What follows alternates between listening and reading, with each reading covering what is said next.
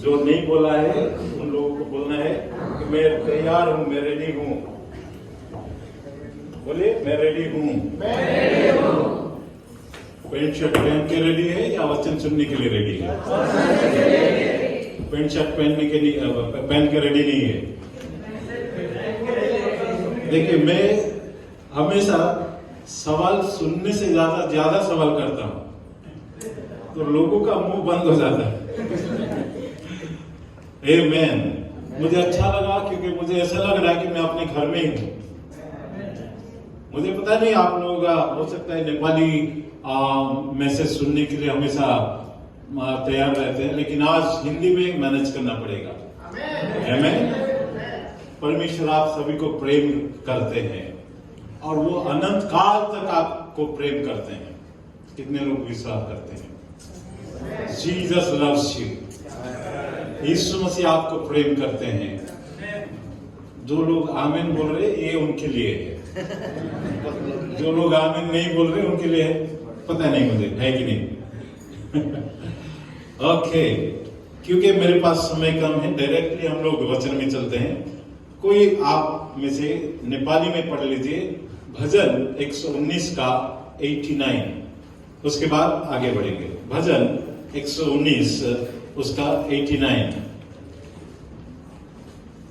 हे परम प्रभु, तपाईको वचन सनातन र अनन्त छ, आकाशमा स्थिर रहन्छ। यहाँ पे जो लिखा है, अगर हम लोग समझ गए तो वचन का महत्व हम लोगों को पता चल जाएगा। यहाँ लिखा है स्वर्ग में परमेश्वर का वचन हमेशा के लिए स्थिर है। आमेन। परमेश्वर का वचन टलने वाला नहीं है, वो हमेशा के लिए वहां स्थिर है।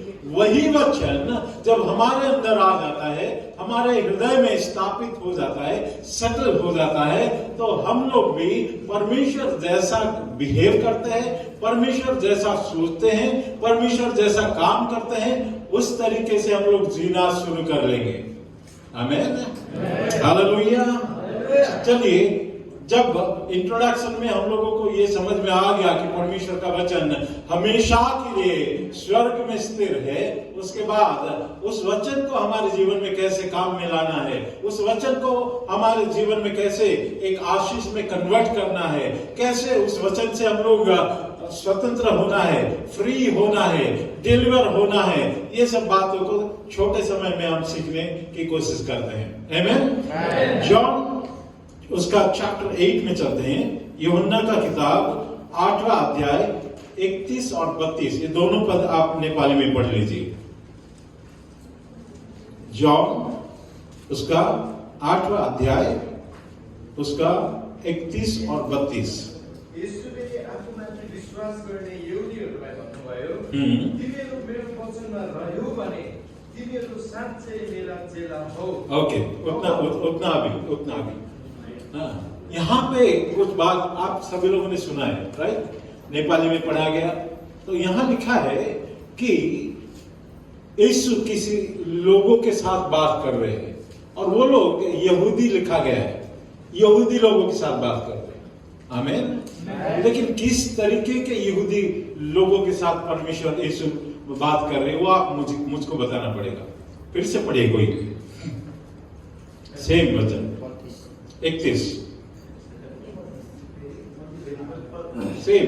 हाँ, यसुले आफूमाथि विश्वास गर्ने यहुदीहरूलाई भन्नुभयो, तिमीहरू मेरो वचनमा रह्यौ भने तिमीहरू साँच्चै मेरा चेला हौ। ओके, यीशु किससे बात कर रहा है?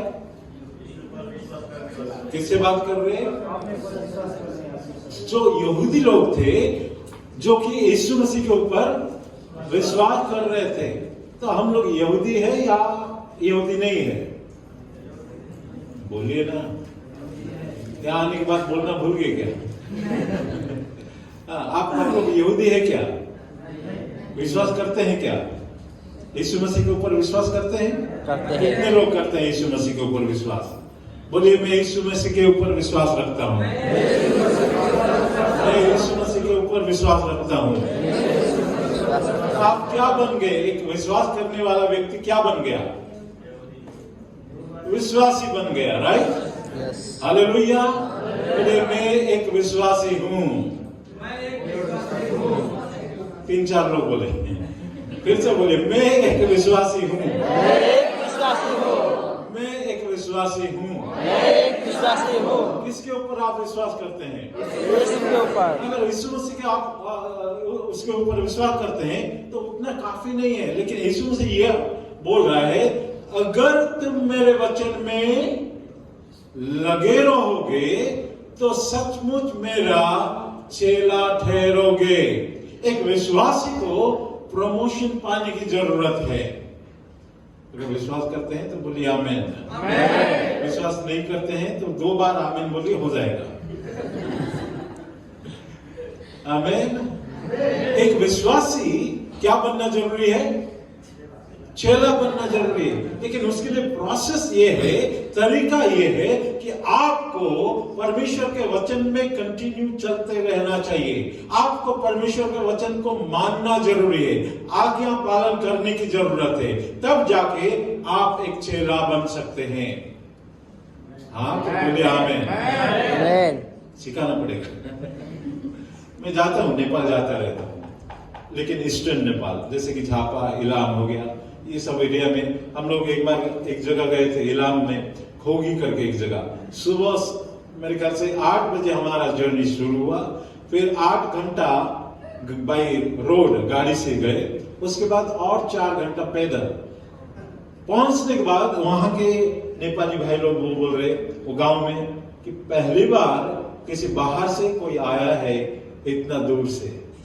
हालेलुया। 4 घंटा चलना कम से कम हमारे लिए इतना वो इजी रास्ता नहीं था।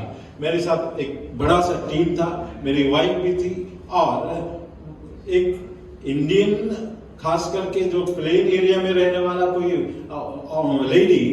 4 घंटा पहाड़ी इलाकों में चल के जाना ये थोड़ा असंभव था, लेकिन हमारे जो टीम पूरा पैदल ऐसे चले कि मेरे साथ बाकी जो नेपाली भाई लोग थे वो थक गए, लेकिन हम लोग थके नहीं थे। Hallelujah, hallelujah. बात यह है, जब परमेश्वर का शक्ति आपके अंदर काम करना शुरू कर देता है, कोई भी रुकावट आपको रोक नहीं सकता। आमीन।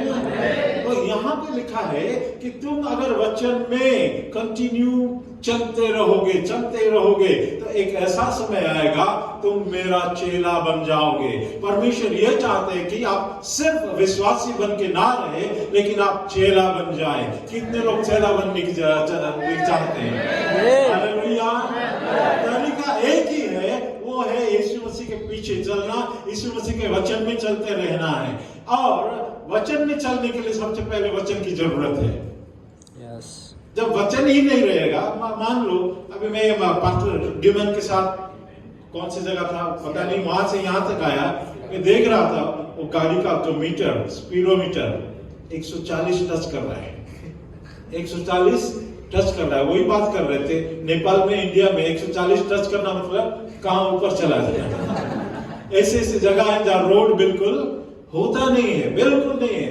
अभी थोड़ा जैसे अपना कुछ एरिया है नेपाल के अंदर भी प्लेन एरिया है, लेकिन बाकी सब जगह पहाड़ी इलाका है।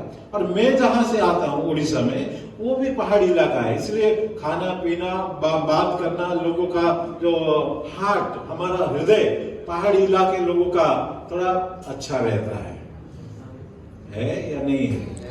उसमें वो जो क्या बोलना चाहिए, करप्शन नहीं होता है।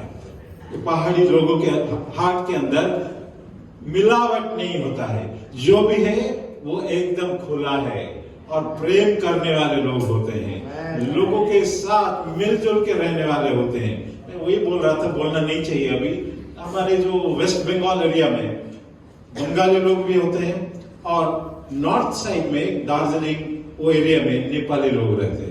और वेस्ट बंगाल का जो निचले इलाके में बंगाली लोग हमारे नेपाली पहाड़ी लोगों को थोड़ा दबा के रखना चाहते हैं हमेशा।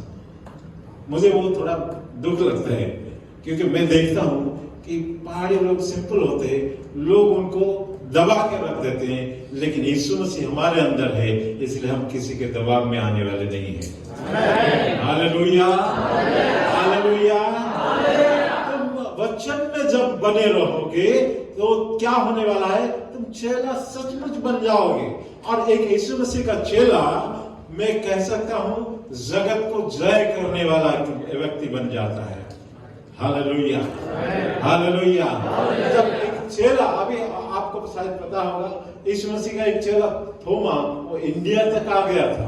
इंडिया में आके वो मिनिस्ट्री किया, काफी चिन्ह चमत्कार हो गए, और यीशु मसीह को कई लोग उस समय 2000 साल पहले ग्रहण करने के बाद, अभी देख रहे इंडिया के अंदर परसिक्यूशन बहुत ज्यादा बढ़ रहा है, हमारे एरिया में भी। आप लोगों को शायद याद नहीं होगा, या शायद हो भी सकता है कि 1999 में 1999 में क्या हो गया, एक ऑस्ट्रेलियन मिशनरी वो इंडिया में उड़ीसा के अंदर आए थे, उनको और उनके बेटे को जला दिया था, लोगों ने जला दिया था। और मैं 2000 में, जो उड़ीसा का कैपिटल है भुवनेश्वर, वो एरिया में था, मिनिस्ट्री के लिए गांव में हम लोग जा रहे थे। मेरे पास एक स्कूटर, बजाज चेतक स्कूटर, शायद नेपाल में कुछ लोगों के पास होगा, तो वो स्कूटर लेके हम लोग करीब 20-25 किलोमीटर दूर एक गांव में गए थे। और जब वापस आ रहे थे, मुझे और मेरे साथ में जो दूसरा भाई था, दोनों को प्रेम से इतना पीटा इतना पीटा कि पूरा हमारा सिर से लेके पांव तक ब्लड हो गया, पूरा लहू हो गया। और मेरा जो शर्ट था, पैंट था, उसमें लहू लगा था, उसको एकदम फोल्ड करके आराम से अलमारी के अंदर रख दिया। मेरी पत्नी, मेरी जो दूसरी बेटी थी, उसको जन्म देने के लिए अपने माँ के घर गई थी, 2000 की बात बता रहा हूँ। वापस आने के बाद उसने देखा कि मेरा शर्ट गंदा है, मैला है, वो ब्लड लगा हुआ, मैं चिन्ह के लिए, एक मेमोरी के लिए रखना चाहता था, उसको धो दिया उसने। दुख लगा थोड़ा, बट मैं जानता हूं कि यीशु के लिए कष्ट सहना भी कितना मजे की बात है। हालेलुया। तो उस समय मेरे पास इसी तरीके का एक बाइबल था, बाइबल उन लोगों ने ले लिया, और डंडे से कम 12-15 लोग थे, मैं और मेरा दूसरा भाई, 2 ही लोग थे, अच्छे से पीटा और स्कूटर का चाबी निकाल के फेंक दिया। अभी क्या है कि हैंडल का लॉक नहीं लगा था, परमेश्वर की महिमा हो, हैंडल लॉक नहीं लगा था। 12 किलोमीटर हम लोग उसको धकेल के लेके आए, 12 किलोमीटर चल के स्कूटर को ऐसे धकेल के लेके आया। स्कूटर स्टार्ट नहीं होने, बीच में कोई मैकेनिक नहीं है, कोई भी नहीं है। और यीशु मसीह के लिए दुख सहना भी हमारे लिए आनंद की बात है। हालेलुया। जब आप एक चेला बन जाओगे, उस समय आपका हार्ट इतना बड़ा बन जाएगा कि यीशु मसीह के लिए कुछ भी सहने के लिए, कुछ भी आप एक्सपीरियंस करने के लिए कोई प्रॉब्लम नहीं होने वाला है। लेकिन उसके लिए कंडीशन ये है कि वचन में आपको कंटिन्यू चलते रहना है, आज्ञा मानने की जरूरत है। लेकिन उसको आज्ञा मानने से पहले वचन जानने की जरूरत है। तो मैं आप लोगों को एनकरेज करना चाहूंगा, हो सकता है संडे का एक दिन आपको मिलता है कि आप वचन को सुने, लेकिन बाकी का जो दिन है अपने आप को इतना भर दीजिए कि आपको शैतान कुछ भी ट्रबल, कोई भी समस्या लाके वो आपके सामने आता है, तो आपके अंदर वचन को देख के वो डरना शुरू कर देना चाहिए। हालेलुया। अगर शैतान किसी बात को डरता है तो वो परमेश्वर के वचन को डरता है। अगर आप याद करेंगे, आपको याद आ जाएगा, यीशु मसीह बपतिस्मा के बाद वो 40 दिन का फास्टिंग करना शुरू कर दिया। याद है आप लोगों को? कितने दिन? 40 दिन। ये सिर्फ 4 है, लेकिन उसके पास एक जीरो है ना। 40 दिन का फास्टिंग किया। 40 दिन का फास्टिंग के बाद उनके सामने कौन आ जाता है? शैतान, मिस्टर डेविल, है कि नहीं? आने के बाद यीशु मसीह उनको बोले कि मैं 40 दिन का फास्टिंग किया हूं, तो मेरे सामने कुछ भी नहीं है, ऐसा बोला क्या? जब भी शैतान कुछ बोलना शुरू करता है, यीशु मसीह ये नहीं बोल रहे कि मैं फास्टिंग प्रेयर किया हूं, मैं होली स्पिरिट के पावर में एकदम पावरफुल हूं और इसीलिए तुम मेरा कुछ बिगाड़ नहीं सकते, ऐसा बोले कि यीशु मसीह? लेकिन यीशु ने कहा वचन में लिखा है। हालेलुया। यीशु ने कहा वचन में लिखा जब आपके पास प्रेयर का पावर है अच्छी बात है, लेकिन वचन जब आप इस्तेमाल करना शुरू कर देते हैं, शैतान कांप के अपना जो क्या बोलना चाहिए वो पूंछ को दोनों पैर के अंदर डाल के दौड़ना शुरू कर देगा। Hallelujah, hallelujah. वो आपके सामने खड़ा होना मुश्किल हो जाएगा, क्योंकि आपके अंदर वचन इतना भरा पड़ा है। जब भी आप वचन को लेकर खड़े होते हैं, शैतान के लिए आपके अगेंस्ट में कुछ करने लायक कुछ ही नहीं होता है, क्योंकि एक बात मैं जानता हूं, वचन ही परमेश्वर है। शैतान हर एक बात के सामने खड़ा हो सकता है, लेकिन परमेश्वर के सामने खड़ा होने की हिम्मत उसके पास नहीं है। आमेन। जब आपके अंदर वचन है, जब आपके अंदर पूरा ठुस ठुस के आपने, जैसे कि पता नहीं यहाँ मिलता है कि नहीं, मोमो वगैरह मिलता है, कितना अच्छा लगता है ना। हम घर में बनाते हैं, क्योंकि मैं जब उस तरफ मिनिस्ट्री के लिए जाता हूँ, कोई ना कोई पास्टर एक गिफ्ट के लिए मोमो बनाने का जो ढांचा वो दे देता है, तो बाकी सब तो दे दिए। मैं एक ही घर में लाया और बीच बीच में हम बना के खाते, याद करते कि हमारे भाई लोग उधर है, हमारे बहन लोग उधर है, उनके लिए हम प्रार्थना करना है, उनके लिए हम लोग हर एक तरीके से कुछ ना कुछ हम उनको करना चाहिए। हम अभी यहाँ से जाने के बाद मैं नेपालगंज जाने वाला हूँ। कोई है नेपालगंज एरिया का? मैं जाने वाला हूँ। Praise the Lord, hallelujah. जब आप वचन में बने रहोगे तो कुछ होने वाला है, और वो चीज क्या है? चेला बन जाओगे। विश्वासी बन के रहना अच्छा है या चेला बनना अच्छा लगता है? काफी लोग हैं जो चुप है। विश्वासी बन के रहना चाहेंगे या चेला बनना चाहेंगे? चेला बनने। उसके लिए तरीका क्या है? वचन, वचन को कंटिन्यू अपने जीवन में रखने की जरूरत है। Praise the Lord. उसके आगे का वचन पढ़िए, 32 जॉन उसका 8 का 32 पढ़िए।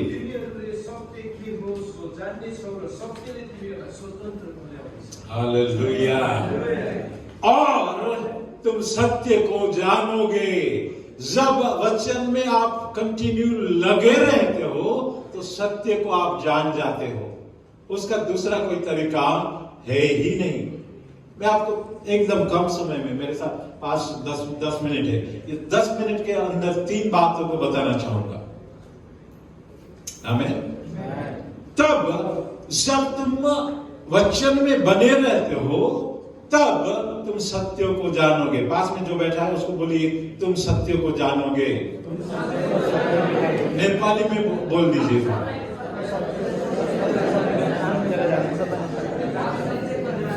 नेपाली में बोलिए ना। अरे शर्माते क्यों हो? नहीं शर्मा। ओके, बोलिए, एक बार फिर से बोलिए, तुम सत्य को जानोगे।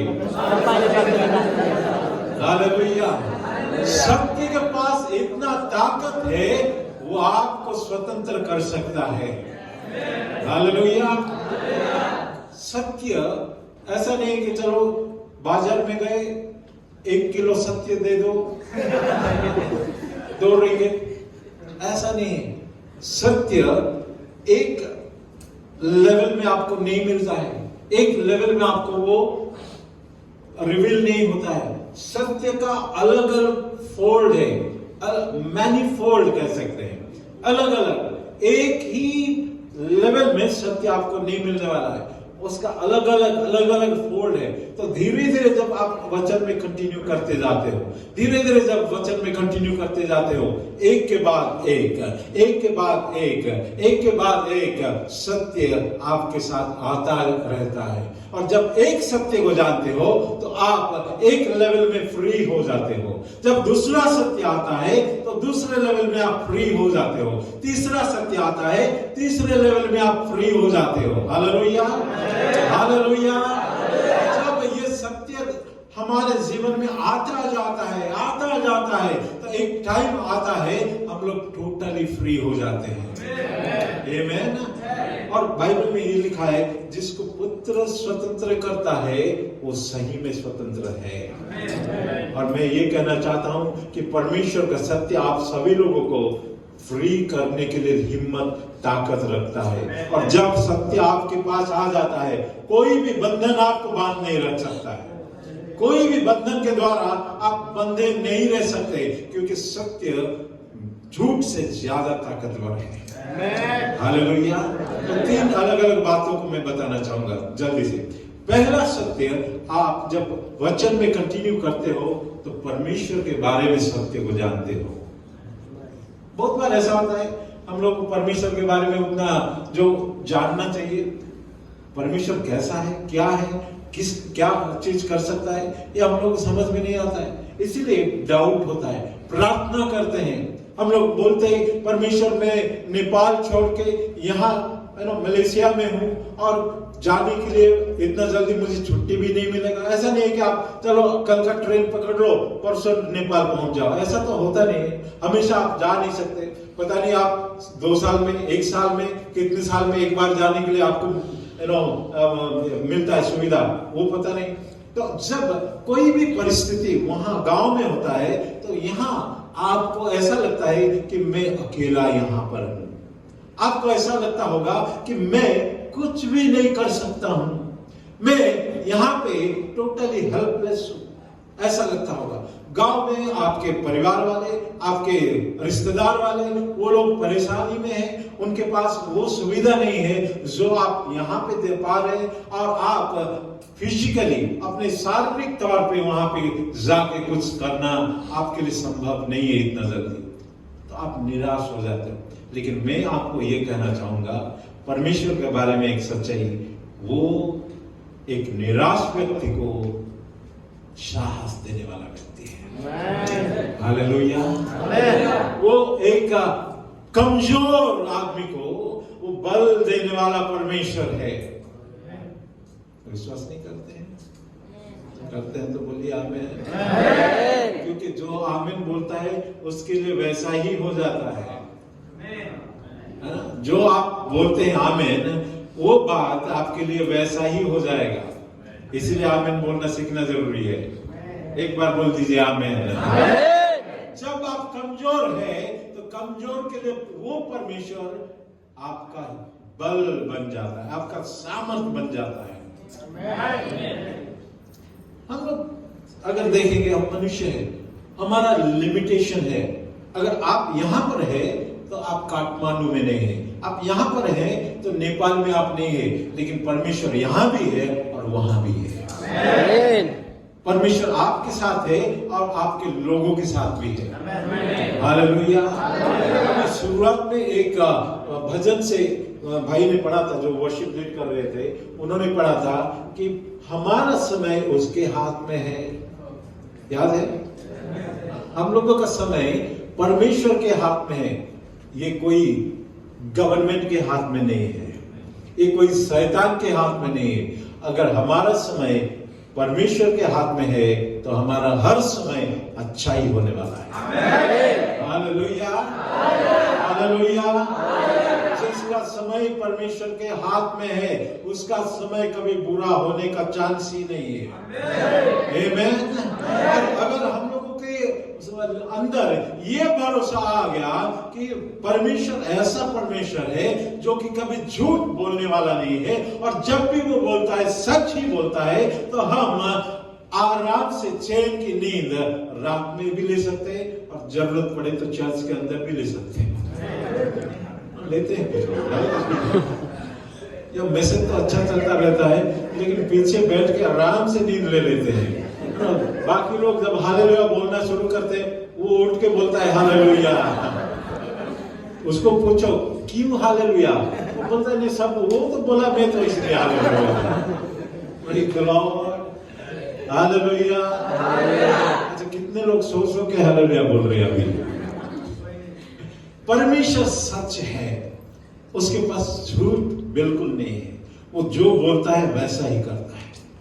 जो आपके लिए वो प्रॉमिस किया है वो वैसा ही करने वाला परमेश्वर है। कितने लोग विश्वास करते हैं? वो वो सच्चा परमेश्वर है। ये एक सत्य है। जब ये आप जान जाते हैं कि परमेश्वर सच्चा परमेश्वर है, उसका वचन सच्चा है, जो भी इसके वचन के ऊपर खड़ा रहता है उसको कुछ भी कोई भी बिगाड़ नहीं सकता है। Hallelujah, hallelujah. सिचुएशन आपके चारों तरफ का जो सर्कमस्टेंस है, सिचुएशन है, जो माहौल है, आपको लगेगा ये तो मुझे अभी दबा के मार डालने वाला है, लेकिन मैं आपको कहना चाहता हूं परमेश्वर आपको जिंदा रखने वाला है। परमेश्वर आपके द्वारा एक गवाही तो लाएगा, लेकिन आपको भी एक गवाही बनाने वाला है। इसमें थोड़ा डिफरेंस है। एक भाई ने अभी गवाही दे रहा था उनके माता जी के बारे में, याद है? तो सीएमसी वेलोर में ट्रीटमेंट के बारे में बता रहे थे, कुछ सिटी स्कैन ये सब के बारे में बता रहे थे। तो जब हम ये सिचुएशन हमारे चारों तरफ घिर जाता है, हम लोग महसूस करते हैं कि मैं तो गया, मेरा परिवार तो गया और कुछ होने वाला नहीं है। लेकिन मैं आपको ये कहना चाहूंगा, जो वचन के ऊपर खड़ा है, जो सच्चाई के ऊपर खड़ा है, परमेश्वर के प्रॉमिस जो प्रतिज्ञा के ऊपर खड़ा है, वायदे के ऊपर खड़ा है, चाहे तूफान आ जाए, चाहे आंधी आ जाए, उस व्यक्ति को वो हटा नहीं सकता है। Hallelujah, hallelujah, hallelujah. ये परमेश्वर के बारे में सच्चाई है। जब आप सत्य को जानते हो तो आप बंधन से मुक्त हो जाते हो। तो बंधन कहां पर है? अंदर, हृदय में नहीं है, बंधन यहां पे है। क्योंकि जो भी इंफॉर्मेशन आता है, जो भी घटना का समाचार आता है, यहां पहले घुस जाता है। फोन आता है, वीडियो कॉल आता है, यहां आ जाता है। फिर हम टेंशन में चले जाते हैं। मैं आपको कहना चाहूंगा, परमेश्वर के वचन के ऊपर भरोसा रखिए, कोई भी टेंशन आपको नीचे गिरा नहीं सकता है। हालेलुया। परमेश्वर अगर अनुमति नहीं देता है तो बाइबल में लिखा है, एक पत्ता भी पेड़ से गिरना मुश्किल है। तो आप टेंशन होके क्या करेंगे? मैं हमेशा ऐसा बोलता हूं, आप विश्वासी है ना? Yes, yes. चेला बन रहे हैं ना? मैं आप लोगों से बात करना चाहूंगा और बोलना चाहूंगा, आप ऐसा बन जाना चाहिए, टेंशन को आप टेंशन देना है। नहीं समझा? समझा। टेंशन को आप टेंशन देने वाले व्यक्ति है। यस। ऐसा नहीं चलेगा। बोलना है आमेन, हालेलुया। ब्लड प्रेशर को हाई ब्लड प्रेशर देने वाले लोग आप हैं। Praise the Lord, hallelujah. जब कोई भी टेंशन आपके साथ आता है, सामने आता है, वो घबरा के आपसे दूर भाग जाना चाहिए, क्योंकि आप परमेश्वर के ऊपर अपना भरोसा रखा है। हालेलुया। दूसरा सच्चाई, पहला सच्चाई किसके बारे में? परमेश्वर के बारे में। दूसरा सच्चाई खुद के बारे में। जानना चाहते हैं? जानना चाहते हैं? यस। एक वचन पढ़ेंगे, एक ही वचन, कोलोसियो उसका 3 का 3 पढ़िए। कोलोसियो उसका 3 का 3 जोर से और क्लियरली पढ़िए। कोलोसियो 3:3। किनभने तिमीहरू मरेका छैनौ र तिमीहरूको जीवन परमेश्वरमा ख्रीष्टसँग लुकाएको छ। हाँ, लिखा है तुम्हारा जीवन परमेश्वर के अंदर ख्रिस्ट के साथ छुपा हुआ है। नहीं, आप लोगों ने सुना नहीं। मैं तो कह सकता हूं गारंटी के साथ, कोई भी नहीं सुना, इसलिए आप नहीं बोल रहे हैं। फिर से पढ़ेंगे, फिर से। किनभने तिमीहरू मरेका छौ र तिमीहरू मरेगा छो। आप लोग मर गए, आप लोग जिंदा नहीं है। एक मरा हुआ व्यक्ति को क्या टेंशन है? खाने का टेंशन है, काम करने का टेंशन है, क्या टेंशन है? आप बोलिए। आप लोग मर गए हो, बोलिए आप मर गए हो। पास में जो बैठा है उसको बोलिए, ये जानना जरूरी है। Praise the Lord. ना हम ऐसा समझते हैं कि हम जिंदा है इसलिए पूरा सारा दुनिया का बोझ हम उठा के जाना है, ऐसा नहीं। आप मर गए हो, लेकिन हो कहां पे? पढ़िए आगे। र तिमीहरूको जीवन परमेश्वरमा ख्रीष्टसँग लुकाइएको छ। आपका जीवन यीशु मसीह के साथ कहां पर है? परमेश्वर के अंदर छिपा हुआ है। आप परमेश्वर के अंदर हो। 7.5 लोगों ने बोला आमीन। 7.5। मैं फिर एक और मौका देना चाहूंगा। मैं ये कहना चाहता हूं बाइबल के वचन के हिसाब से, आपका जीवन यीशु मसीह के साथ परमेश्वर के अंदर छिपा हुआ है। अभी तो मेरे ख्याल से पूरा 100% हो गया। Hallelujah, hallelujah. आप कहां पर हो? जो भी आएगा परमेश्वर को पहले टच करना है, उसके बाद यीशु मसीह को टच करना है, फाइनली आपको टच कर सकता है। दो पहले जो बाउंड्रीज है उसको क्रॉस करने के बाद थर्ड आपके पास आ सकेगा। आपको टच करने से पहले यीशु मसीह को टच करना है। तो आप मुझे बताइए, यीशु मसीह को हरा के आपको टच करने वाला कौन है? कोई नहीं है। कौन है? कौन है? कोई नहीं। कोई है क्या? नहीं है। बाइबल में लिखा है आप जयवंत से भी बढ़कर है। नहीं है? है कि नहीं? आप जयवंत से भी बढ़कर है। बोलिए मैं यीशु मसीह में जयवंत से भी बढ़कर हूँ। जयवंत से भी बढ़कर हूँ। जयवंत मतलब समझते हैं ना? विजयी है लेकिन उससे भी ज्यादा है।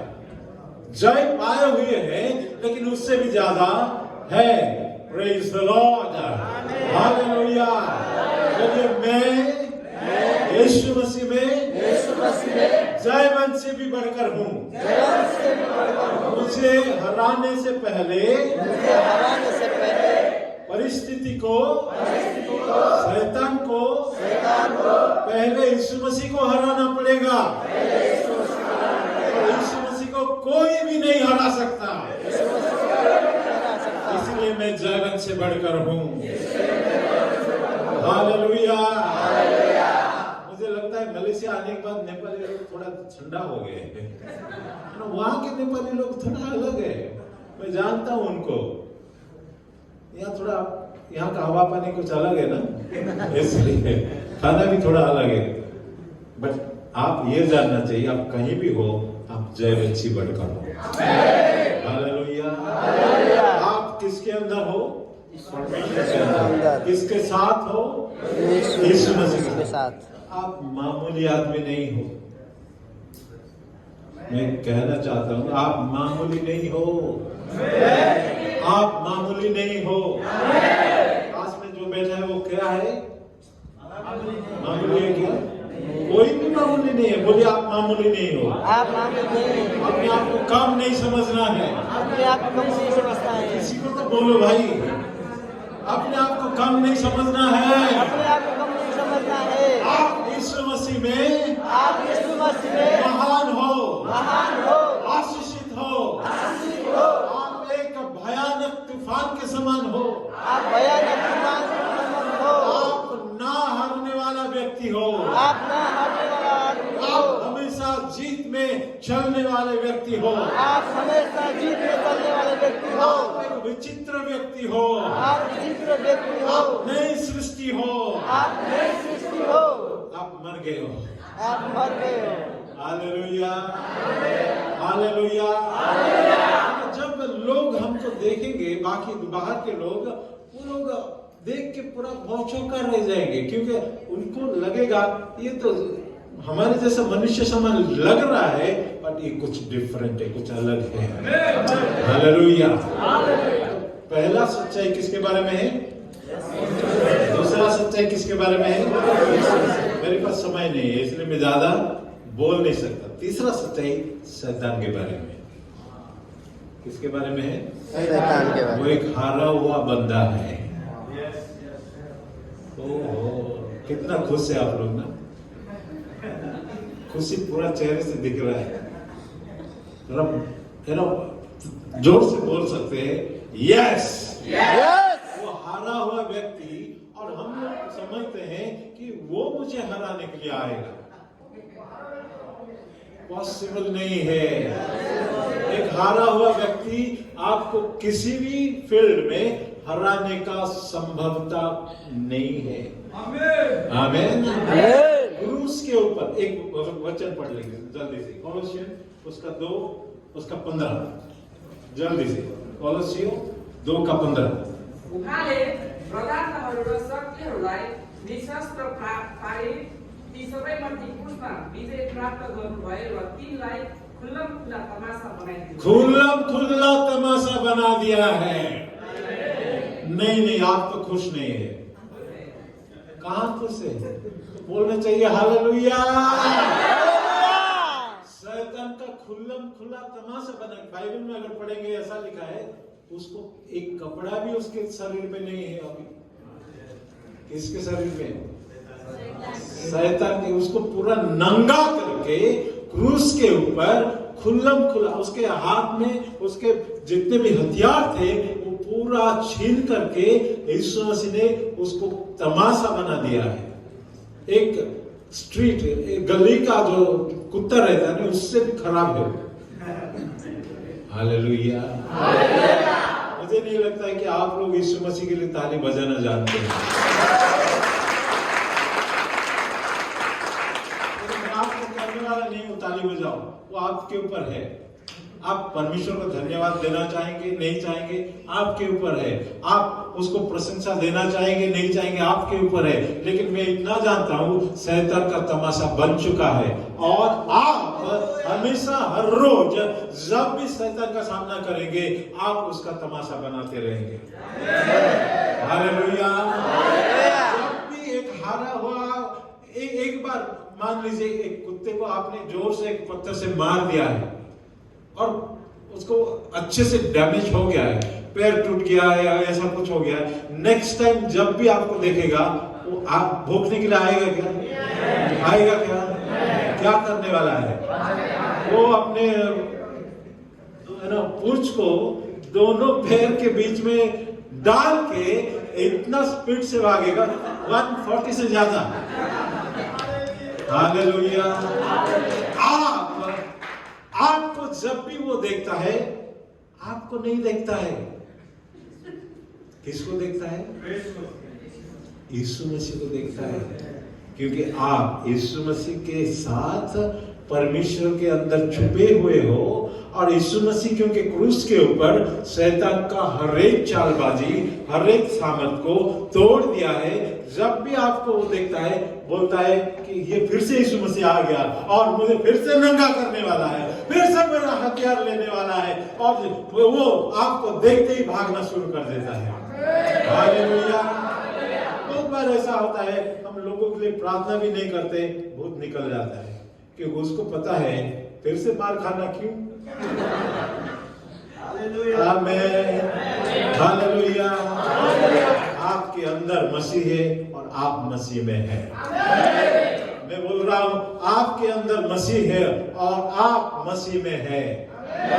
ये मैं मसीह में हूँ, मेरे अंदर मसीह है, मेरे अंदर मसीह है, जयवंत से बढ़कर हूँ। शैतान मेरा कुछ भी नहीं बिगाड़ सकता। शैतान मेरा कुछ भी नहीं बिगाड़ सकता। वो हारा हुआ था, हारा हुआ था, हारा हुआ है, हारा हुआ है, और मेरे सामने जब भी आएगा, मेरे सामने जब भी आएगा, हमेशा यीशु मसीह के नाम में हारेगा ही हारेगा।